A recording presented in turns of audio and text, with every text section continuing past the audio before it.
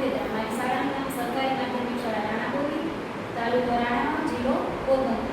આજે આપણે ધોરણ 10 ની અંદર આવતા પ્રકરણ ત્રિકોણમિતિના ઉપયોગમાં આવતા દાખલાઓની ટૂંકી રીત વિશે જાણીશું. તો અહીંયા એક ઉદાહરણ આપેલું છે કે સર્કસના તંબુમાં જમીન સાથે શિરોલંબ સ્થિતિમાં રહેલા થાંભલાના ટોચથી જમીન સાથે ખેંચીને બાંધેલા 20 મીટર લાંબા દોરડા પર એક કલાકાર ચડી રહ્યો છે. જમીન સાથે 30 ના માપનો ખૂણો બનાવે તો થાંભલાની ઊંચાઈ શોધો. હવે અહીંયા થાંભલો એટલે થાંભલાનું માપ છે AB અને આ માપ આપેલું છે BC. હવે અહીંયા જે માપ છે 20 મીટર છે, ખૂણો 30 નો આપેલો છે. તો સૌપ્રથમ આ ટૂંકી રીત માટે આપણે એક રેશિયો 2 યાદ રાખવાના છે સમગ્ર પ્રકરણ માટે.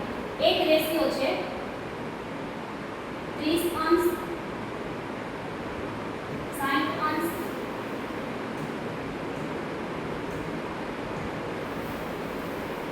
એક રેશિયો છે 30 અંશ 60 અંશ 90 અંશ. આમની કિંમત થશે 1 વર્ગમૂળ 3 અને 2.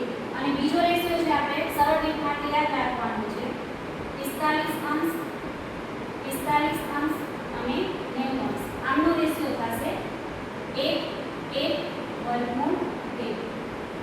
હવે આ બે રેશિયો યાદ રાખતા આપણે સમગ્ર દાખલાઓ છે ટૂંકી રીતે ગણી શકીશું. હવે આ દાખલાને આ રેશિયો દ્વારા આપણે ગણીશું. તો જે રકમ આપેલી છે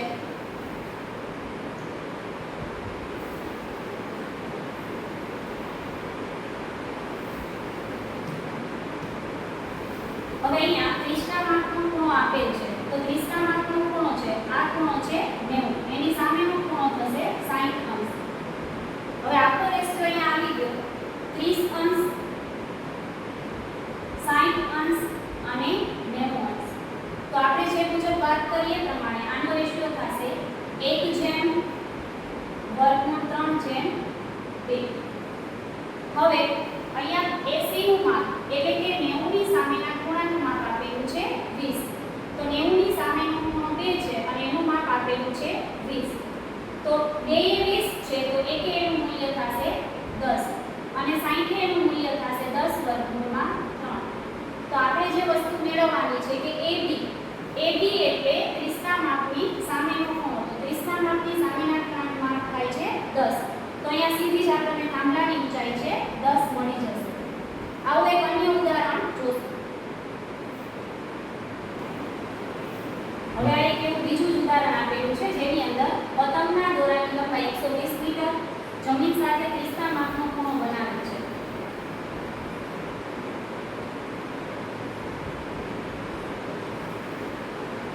તો અહીંયા જમીન સાથે 30 ના માપનો ખૂણો બનાવે છે. પતંગના દોરીની લંબાઈ છે 120 મીટર અને આપણે A કહીશું ABC. હવે જેમ આપણે રેશિયોની વાત કરી હતી અહીંયા રેશિયો થશે 30 નો ખૂણો આપેલો છે, આ 90 છે તો આ ખૂણાનું માપ થશે 60. તો આખો રેશિયો અહીંયા ફરીથી થશે 30 60 અને 90. 30 અંશ 60 અંશ અને 90 અંશ. તો આપણે જેમ વાત કરી કે 30 60 અને 90 અંશનો રેશિયો હોય તો એના માપ થશે 1/3 અને 2. હવે અહીંયા 90 અંશની સામેના ખૂણાનું માપ 120 છે જે આપણને 2 આપેલું છે 2 120. તો 1 એનું માપ થશે 60 અને વર્ગમૂળ 3 એનું માપ થશે 60 વર્ગમૂળ 3. તો આપણને જે માપ મેળવવાનું છે કે થાંભલાની ઊંચાઈ કે AB નું માપ મેળવવાનું છે કે પતંગ છે એ જમીનથી કેટલી ઊંચાઈએ છે. તો AB નું માપ એટલે AB નું માપ છે 30 ના સામેનો ખૂણો અને 30 ની સામેનો ખૂણો મળે છે આપણને 60. તો જમીનથી પતંગની ઊંચાઈ મળે છે 60 મીટર.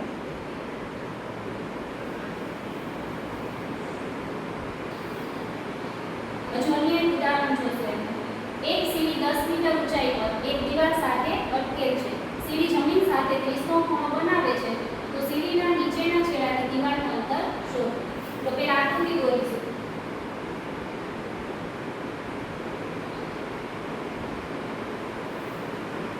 હવે અહીંયા સીડી છે દીવાલ સાથે અટકેલ છે. અહીંયા 30 ના માપનો ખૂણો બનાવે છે.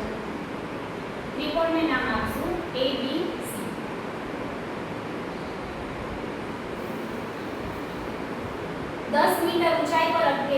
તો AB નું માપ થશે 10 મીટર. હવે જેમ આપણે રેશિયોની વાત કરી હતી અહીંયા પણ રેશિયો થશે 90 30 એટલે અહીંયા માપ આવશે 60 30 60 અને 90 નો રેશિયો. તો રેશિયો થશે 30 અંશ 60 અંશ 90 અંશ. આનો રેશિયો થશે 1 વર્ગમૂળ 3 અને 2. હવે અહીંયા 30 ની સામેના ખૂણાનું માપ આપેલું છે 10. 30 ની સામેના ખૂણાનું માપ છે 10. 60 નું આપેલું છે વર્ગમૂળ 3 તો 10 ગુણ્યા વર્ગમૂળ 3. 90 ના સામેના ખૂણાનું માપ છે 2 1 એ 10 તો 2 આવશે 20. હવે અહીંયા આપણે જે માપ શોધવાનું છે કે BC સીડીના નીચેના છેડાથી દિવાલનું અંતર શોધવાનું છે BC. તો BC નું માપ છે BC જે 60 ના અંશની સામેનો ખૂણો છે તો BC નું માપ અહીંયા આપણને મળ્યું છે 10 વર્ગમૂળ 3. તો અહીંયા BC નું માપ થશે BC બરાબર 10 વર્ગમૂળમાં 3. તો આ રીતે જ્યારે પણ અંતર અને ઊંચાઈના દાખલા હોય એની અંદર નીચેનું માપ કીધું હોય અથવા તો એની ઊંચાઈ શોધવાની કીધી હોય ત્યારે આપણે આ રેશિયોનો ઉપયોગ કરી અને સરળ રીતે મેળવી શકીએ છીએ.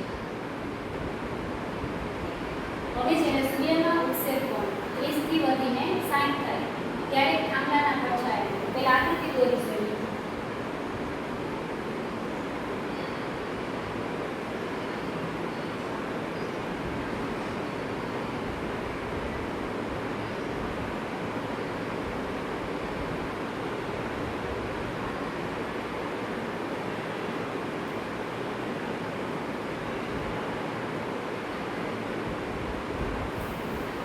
સૂર્યના ઉત્સેક કોણ 30 થી વધી આ પહેલા 30 હતો હવે 30 થી વધી અને એનું માપ છે 60 થાય તો થાંભલાના પડછાયાની લંબાઈ 5 મીટર ઘટે છે. હવે પડછાયાની લંબાઈ છે 5 મીટરનો એનામાં ઘટાડો થાય છે તો અહીંયા 5 મીટર ઘટી જશે. તો થાંભલાની ઊંચાઈ કેટલી હશે આપણે એનું માપ શોધવાનું છે. તો જ્યારે પણ આ પ્રકારના દાખલા હોય અને જો પડછાયો બંને એક તરફ હોય અથવા તો વસ્તુઓ બંને એક તરફ હોય ત્યારે એનું એક સૂત્ર છે કે એ વચ્ચેનું અંતર શોધવા માટેનું સૂત્ર D બરાબર h ગુણ્યા cos θ1 માઈનસ cos θ2. હવે થીટાની વેલ્યુમાં માપ ગમે તે આપેલો હોય કોણ પહેલા છે cos નહીં પણ અહીંયા આવશે cos θ1. હવે જ્યારે પણ થીટાની વેલ્યુ cos થીટામાં નાના ખૂણાનું માપ મોટું હોય અને મોટા ખૂણાનું માપ નાનું થાય છે તો અહીંયા આપણે યાદ રાખવાનું છે કે જ્યારે પણ ખૂણો નાનો હોય પહેલા લેવાનો છે અને મોટો ખૂણો છે પછી લેવાનો છે. પણ સરળ મેથડ માટે આ એક સૂત્ર છે યાદ રાખી શકાય.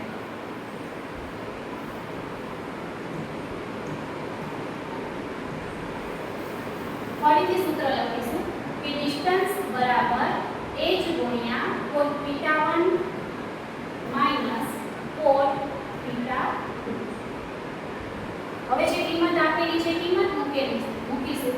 હવે અહીંયા જે પડછાયાની લંબાઈ છે 5 મીટર ઘટે છે તો લંબાઈ ઘટે છે એટલે કે એના વચ્ચેનું અંતર ઘટે છે તો અહીંયા d બરાબર આવશે 5. આપણે થાંભલાની ઊંચાઈ શોધવાની છે તો થાંભલાની ઊંચાઈને h કરીશું cos θ1 cos θ1 તો અહીંયા થીટા પહેલા કિંમત લેશું આપણે 30 કારણ કે cos 30 નું મૂલ્ય cos 60 કરતા છે મોટું થાય. મોટું મૂલ્ય પહેલા લેવાનું છે નાનું પછી. કિંમત મૂકીશું. ઊંચાઈ શોધવાની છે h cos 30 ની કિંમત ખબર છે કે વર્ગમૂળમાં 3 અને cos 60 ની કિંમત થશે 1 ના છેદમાં વર્ગમૂળમાં 3. આનું સાદુરૂપ આપતા થશે 3 - 1 છેદમાં વર્ગમૂળમાં 3. h ની કિંમત શોધવાની છે.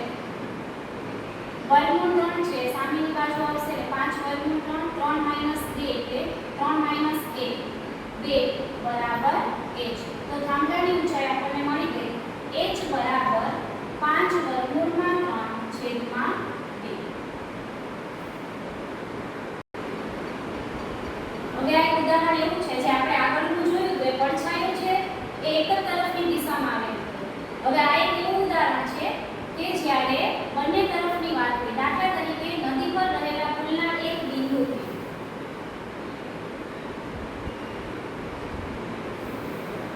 પરના એક બિંદુથી બંને કિનારાના અવશેષ કોણના માપ અનુક્રમે અવશેષ કોણના માપ આપેલા છે 30 અંશ અને 45 અંશ.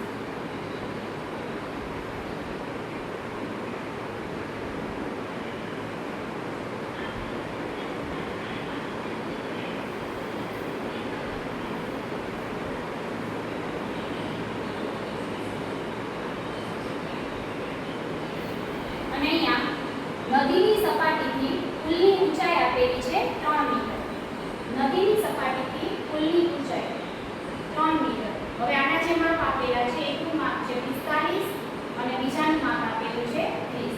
તો હમણાં જેમ આપણે આગળના ઉદાહરણમાં વાત કરી હતી એવી રીતે કે જો વસ્તુઓ એક જ તરફ આપેલી હોય, બંને ખૂણાઓ એક તરફ હોય ત્યારનું સૂત્ર, અને જ્યારે બંને દિશાઓમાં આ બધામાં લાગુ પડશે.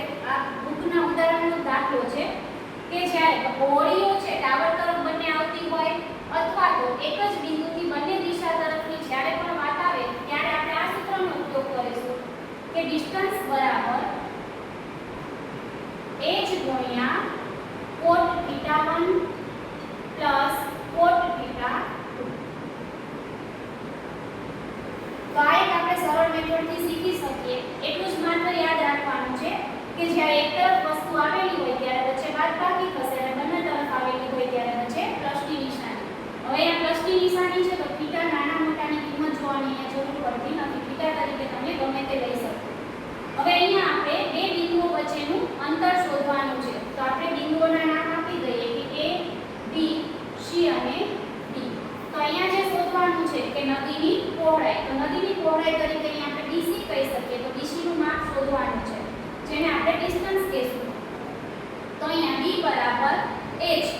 તો અહીંયા પુલથી નીચેના બિંદુ સુધીનું માપ આપણને આપેલું છે 3 મીટર. તો જેને આપણે ઊંચાઈ કહીશું h બરાબર 3. cot θ1. θ1 ની કિંમત છે આપણે કોઈ પણ લઈ શકીએ 30 અંશ પ્લસ cot 45 અંશ. હવે એની કિંમત મૂકી દઈશું. cot 30 ની કિંમત વર્ગમૂળમાં 3 અને cot 45 ની કિંમત થશે 1. તો અહીંયા આપણે સરળતાથી એ બે વચ્ચેનું અંતર મેળવી શકીએ. જે અંતર મળશે આપણને 3 વર્ગમૂળમાં 3 1. તો આવા બધા દાખલાઓ છે આપણે આ મેથડથી અને આ બે સૂત્ર યાદ રાખી અને ટૂંકી રીત દ્વારા ગણી શકીએ. આભાર.